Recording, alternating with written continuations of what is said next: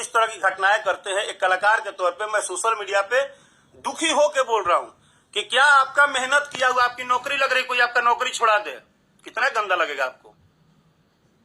हम लोग कलाकारी के अलावा कुछ दूसरा काम नहीं करते हैं भाई, हमारा भी परिवार इसी पे है और ये मनोरंजन है। वो करोड़ों लोग जो सुन रहे हैं, कल उन आपके एक हरकत से, आपके एक नौटंकी से, आपके एक बंद कमरे में ड्रामा करने से वो लाखों करोड़ों लोग तक वो गाना नहीं पहुंचता है। वो गाना अच्छे होते हुए भी दर्शकों के बीच में नहीं पहुंचता है।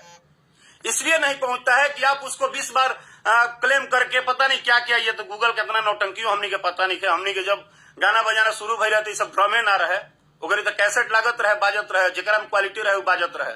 अब भाई भोजपुरी संगीत में इतना ड्रामा आ गई, जात पात दुनिया जहां नाम के हिसाब से सर्चिंग मारो, फलाना के चापलूस, फलाना के चापलूस, चिलाना के चापलूस। पहले कहाँ था इस इंडस्ट्री में यार?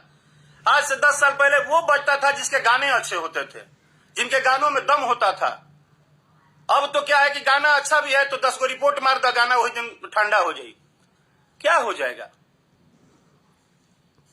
मैं बार बार बोलता हूं कि हम जिंदगी भर आपसे रिक्वेस्ट ही करेंगे, हम अभी भी बोल रहे हैं, लेकिन आप मेरी एक गलती बताइए कि हाँ राकेश मिश्रा आप कलाकार बुरे हैं, आपने कभी हम लोगों के लिए मदद के लिए नहीं खड़े होके, आपको गाना ठीक, हमको गाना नहीं मुझे गाना नहीं गाने आता होगा, हो सकता है, बट ऐसा तो नहीं है कि 100 गाने में हम सारे के सारे गाना खराब ही गा देते होंगे, ऐसा तो है नहीं। लेकिन आपने 1 गाना, 2 गाना, 3 गाना, 4 गाना, 5 गाना